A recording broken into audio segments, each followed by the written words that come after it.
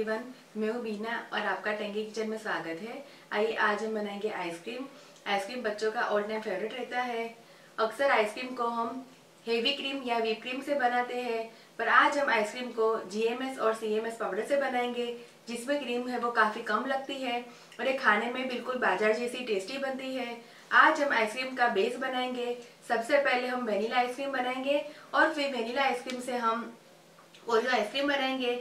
Vanilla ice cream को आप brownie के साथ भी खा सकते हैं, जो बच्चों को तो बहुत ही पसंद आती है।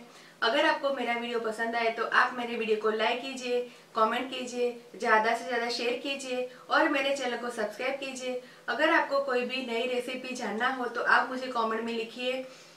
तो आइए हम चलते हैं अब वीडियो की तरफ।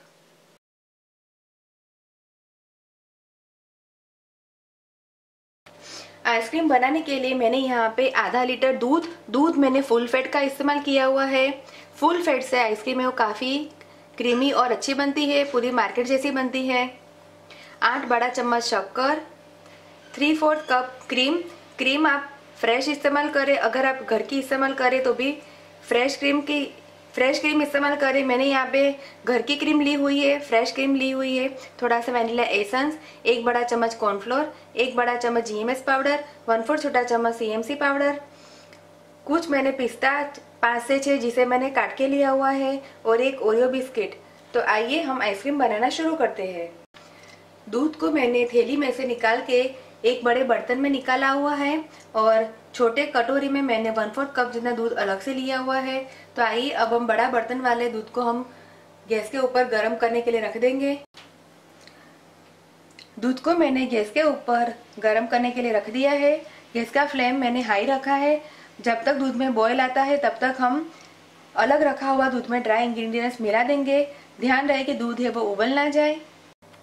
अलग रखा हुआ दूध में हम GMS पाउडर, CMC पाउडर और कॉर्नफ्लोर डाल के इसे अच्छी तरह से हिलाएंगे। हमें इसमें लम्स ना रहे ऐसे अच्छी तरह से हिला के तैयार करना है।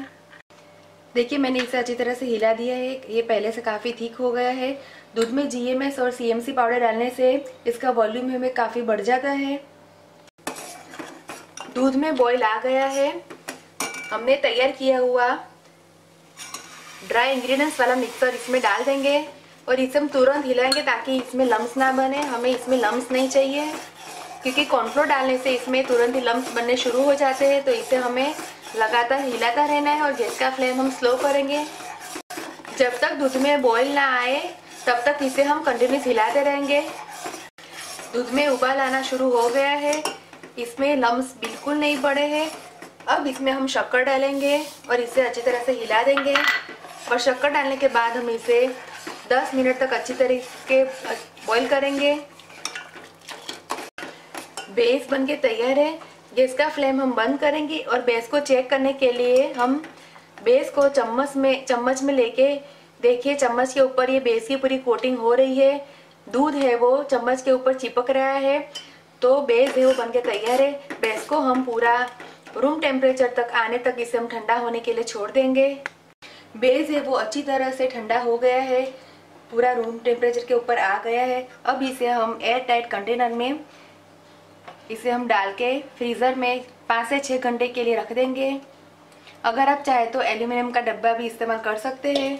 अब इसे हम डिब्बे को बंद करके फ्रीज़र में 5 से 6 घंटे के लिए रख देंगे। 6 घंटे बाद मैंने आइसक्रीम को बाहर निकाला है। आइसक्रीम को अब हम चम्मच की सहायता से ऐसे तोड़ लेंगे और इसे हम किसी बड़े बर्तन में डाल देंगे। इसमें अब हम थोड़ा सा वेनिला एसेंस डालेंगे और फ्रेश क्रीम भी डाल देंगे। अब बेस को हम ब्लेंड करेंगे। ब्लेंड करने के लिए मैंने यहाँ पे विप्स का इस्तेमाल किया है। मैंने यहाँ पे फिलिप्स 300 वॉट का विप्स का इस्तेमाल किया है। अगर आप चाहे तो इसे हैंड मिक्सर या फिर मिक्सी में भी इसे विप्स कर सकते हैं। तो आइए अब इसे हम विप्स करेंगे। इसे हम 7 से 8 मिनट तक इसे विप्स करते रहेंगे। अभी हमने इसकी स्पीड मीडियम रखी है। 2 मिनट बाद इसकी स्पीड हम हाई करेंगे।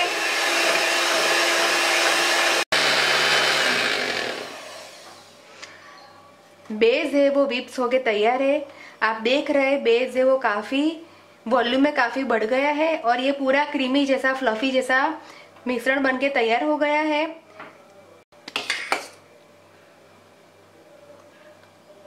देखिए बेस वो कितना लाइट फ्लफी क्रीमी जैसा बन गया है, इसका वॉल्यूम भी काफी बढ़ गया है। बेस बनके तैयार है। हमने इसे लगातार 7 से 8 मिनट तक अच्छी तरह से फेंटा है, तब जाके ये पूरा फ्लफी बनके तैयार हुआ है। अब हम वेनिला बेस बनाने के लिए किसी एयर टाइट प्लास्टिक कंटेनर में हम बेस को डाल देंगे और अब इसे हम ढक के 8 से 9 घंटे फ्रीजर में ठंडा होने के लिए छोड़ देंगे ताकि अच्छी तरह से आइसक्रीम जम के तैयार हो जाए। ओरियो आइसक्रीम बनाने के लिए मैंने बिस्किट का पैकेट को तोड़ के मैंने सारे बिस्किट है वो जिप लॉक बैग में डाल दिया है। हमने बिस्किट को क्रीम के साथ ही पूरा डाल दिया है। अब हम इसे लॉक करके रोलिंग पिन की सहायता से इसे हम तोड़ देंगे। ऐसे हम छोटे छोटे टुकड़े करके तैयार करेंगे। बिस्किट का पाउडर बनके तैयार है। आइए इसे हम बेस में डाल देंगे।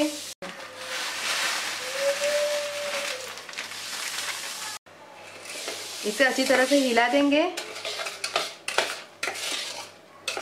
ये बेस वाला डिब्बा है जिसने हमने बेस को जमाने के लिए रखा था। आइए अब बेस वाले डिब्बे में हम आइसक्रीम को डाल देंगे। डिब्बी को हम बंद करेंगे।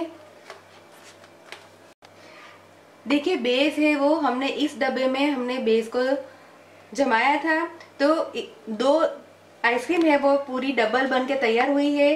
दोनों डिब्बे सेम साइज के हैं, तो हमने बेस से डबल हमारी आइसक्रीम बन के तैयार हुई है। अब आइसक्रीम को हम 8 से 9 घंटे फ्रीजर में जमने के लिए छोड़ देंगे। दोनों आइसक्रीम जम के तैयार है। आइसक्रीम को अब हम स्कूप करके सर्व करेंगे। आइसक्रीम में आप देख सकते हैं कितनी अच्छी तरह से जम के तैयार हुई है और बिल्कुल आइस के क्रिस्टल आए नहीं है। तो आइसक्रीम को अब हम स्कूप करेंगे। वेनिला को हम स्कूप करके सर्विंग बाउल में सर्व करेंगे। वेनिला को मैंने सर्विंग बाउल में निकाल लिए है। आइए अब इसे हम पिस्ता से गार्निश करेंगे।